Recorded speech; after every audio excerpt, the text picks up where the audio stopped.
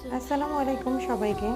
মাঝরাতে যখন এরকম খিচুড়ি খাওয়ার ক্রেভিং উঠে, তখন আসলে কোনো কিছুই ভালো লাগে না। তো রান্না করে খাওয়ানোর যেহেতু কেউ নাই, তাই রান্নাটা নিজেকেই করতে হবে, যেহেতু নিজের শখ বলে কথা। তো চলে গেলাম রান্নার প্রসেসিং এ। This is me Moumita Sultana for Moumita's diary. আমার ইউটিউব চ্যানেল মৌমিতাস ডায়েরি। আচ্ছা, খিচুড়ি রান্নার জন্য আমি একটি ফ্রাই প্যান নিয়ে নেই এবং সেখানে পরিমাণ মতো পেঁয়াজ দিয়ে সরিষার তেল দিয়ে খিচুড়িটা আমি রান্না করব। সাথে দিয়ে দিলাম একটু শুকনো মরিচ এবং তেজপাতা।